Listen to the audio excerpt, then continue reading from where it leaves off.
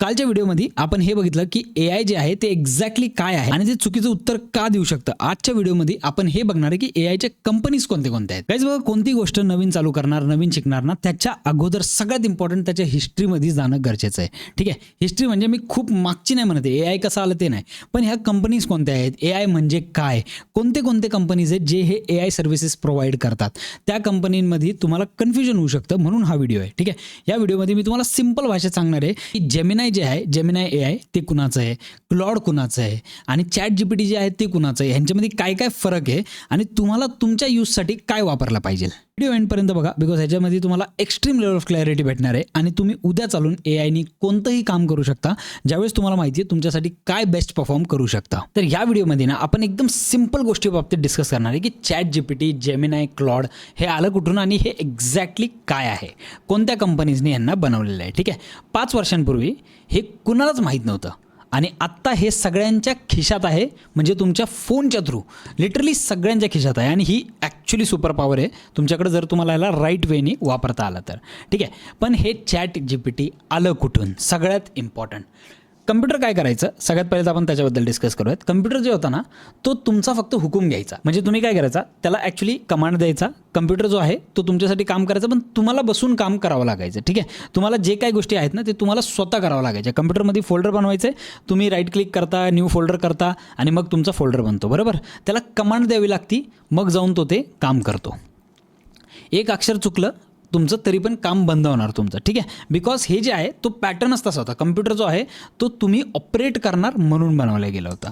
ठीक आहे, जसे जे जुने फोन्स होते ना, जे नोकिया वगैरेचे फोन्स आहेत ते फक्त बोलायसाठी होते, फोनवरती आपण फक्त बोलायचो, राईट. तसंच कम्प्युटर पण तुमची फक्त जे काय तुम्ही इन्स्ट्रक्शन देताय ना ते फॉलो करणारे होते आणि दुसरी गोष्ट तुम्हाला बसून त्याच्यामध्ये काम करावं लागायचं. मग आलं गुगल. ठीक आहे, गुगल इंटरनेटवरती होतं. तुम्ही एक क्वेरी टाकली, सर्च तुम्हाला काही करायचं, तुम्ही काय करता, डायरेक्टली जाता तुमच्या गुगलवरती, सर्च करता.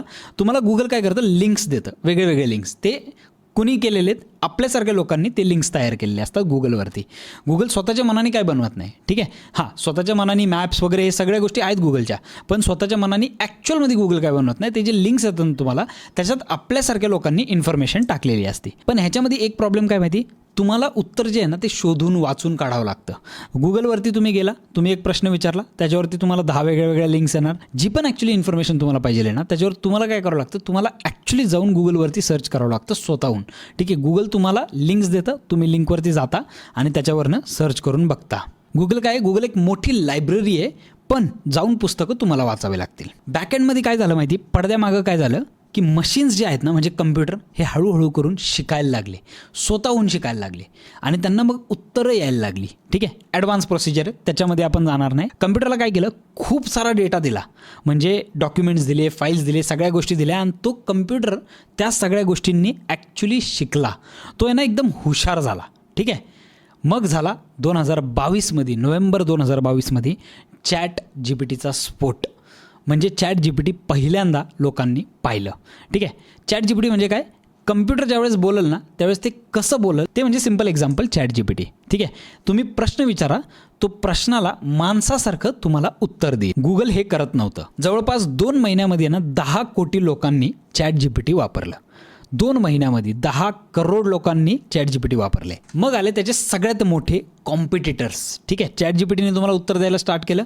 मग त्याच्यानंतर क्लॉड आणि जेमिनाय, हे 2 काय आहेत त्याच्याबद्दल आपण डिस्कस करूया. ठीक आहे, क्लॉड हे त्यांच्या मॉडेलचं नाव आहे, म्हणजे त्या AIचं नाव आहे. कंपनीचं नाव आहे अँथ्रॉपिक. हा आत्तापर्यंतचा सगळ्यात स्मार्टेस्ट मॉडेल आहे, सगळ्यात स्मार्टेस्ट. आपण याच्यावर पण जाणार आहे, डोंट वरी अबाउट इट. आणि दुसरं आलं जेमिनाय.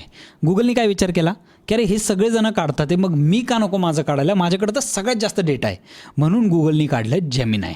जेमिनायचं प्लस पॉईंट काय, याच्याकडं सर्च पण आहे आणि याच्याकडं जीमेलचा ॲक्सेस पण आहे. तुमचा जो जीमेल आहे अकाउंट त्याचा ॲक्सेस पण याच्याकडं आहे. ठीक आहे, चॅट जीपीटी कुणाचं आहे, ओपन AI कंपनीचं. ठीक आहे, एक लक्षात ठेवा, कंपनी दुसरी आहे, त्यांच्या अंडर येणारे प्रोडक्ट दुसरे आहेत.